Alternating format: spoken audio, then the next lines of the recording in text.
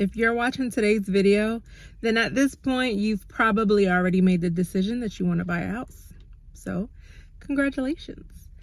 At this point, you've probably talked to a couple realtors or you have a real estate agent in mind, and now's the time that you want to schedule a buyer consultation. So in today's video, I'm going to be going over 14 topics that your real estate agent should be going over during this buyer consultation. So there's 14 topics, like I said, so you might want to grab a pen, a paper, or even save this video for later so you can come back to it, because there's going to be a lot of good nuggets, just so you know what to expect before your appointment. So stay tuned. So at this point, you're probably wondering, what is a buyer consultation and why do I even need one? Well, the buyer consultation is where you meet with your realtor and you're discussing various aspects of the home buying process. I mean, this is your opportunity to build a working relationship with your realtor. You both are setting expectations for one another. And this is really where you get prepared as the buyer for this journey, because this can be a very stressful process. And the more you know, the more you're prepared. So now that you know the purpose of a buyer consultation, let's get straight to it. So first thing that you guys will be discussing at this consultation is your goals and your preferences. This is where you will be going over what location you want to be in, the home type you prefer, like condo, single family, how many bedrooms, how many bathrooms, any amenities, etc. So the more you're clear on that to begin with, the easier this process is. So before you even get to this consultation, please at least have some type of understanding or some type of idea of what exactly it is you want.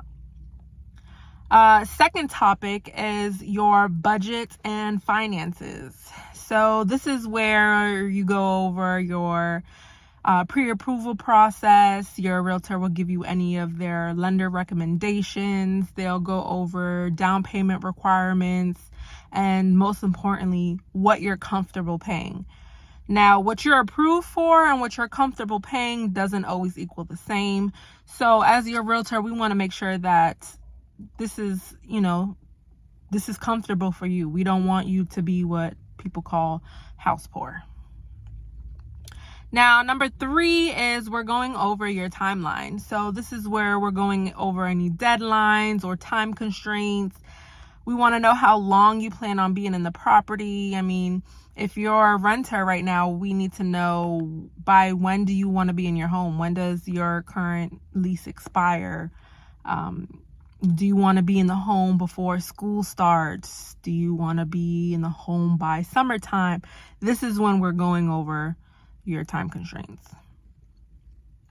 Number 4, we're going to go over local market conditions. So we're going to let you know and inform you what the inventory looks like, property values. So about how much does the location you want to be in, how much you should expect to pay, any recent trends. Are we in a buyer's market? Are we in a seller's market? And things that you can expect. The 5th topic that we'll be going over during a buyer consultation is the home buying process. Now, this process in itself can be a whole video, so we're not going to go there. But this is where we're going over from making an offer all the way to closing. We're going to be going over A to Z, what you can expect, and each stage will be explained at this point at the consultation. Number 6, I have my notes here, so if you see me looking off to the side, I'm not cross-eyed, I promise. I'm just looking at my notebook. Number 6, we're going to be going over what the realtor's role in this process is for you. So we're going to be going over the realtor's responsibilities from the back end, because a lot happens. We are not just door openers. A lot happens in the back end that you don't see. So negotiations, property searches, so on and so forth. Number 7 is expectations and communication. So at this point, we want to know, what's your preference, your communication preference? Do you prefer phone calls? Do you prefer email? Do you prefer text? I don't want to call someone if they're not phone people. If you're like, I'd rather you text me, I'm more likely to respond through text, then that's something that your realtor needs to know before we get to that point. This is something that we need to know ahead of time. Do you prefer to be in a group chat? Yada, yada, yada. Topic number 8 that we'll be going over would be legal and contract aspects. So this is when we're kind of going over the purchase agreements, contingencies, what to look out for, and things like that. Number 9 is market research. So at this point, that's where we're sharing market data to help you as the buyer make informed decisions. We're running comparables, giving you neighborhood info, investment opportunities, so on and so forth. Number 10, at this point, we're explaining how property showings are going to go. So explaining the process of how to schedule showings, how we conduct showings, evaluating whether properties are suitable to even show, so on and so forth. Number 11, we are going to be going over offers and negotiations. So this is the process of making offers, negotiating terms, and any strategies for getting the best deals. Now, that part definitely varies based off of what your goals are, and the location, and really the market trends. So a lot of these topics kind of tie in together, and they can overflow into each other, but they're all important nonetheless. So number 12, we're going to be discussing home inspections. So this is where we're explaining what exactly a home inspection is, how to schedule it, what to expect, what it means, yada, yada, yada. 13, topic number 13, we're going over contingency and closing. So we're talking about what financing contingencies are, the appraisal contingencies, inspection contingencies, and what they mean, what they are, and what they look like. And last but not least, we're going to be going over the next steps.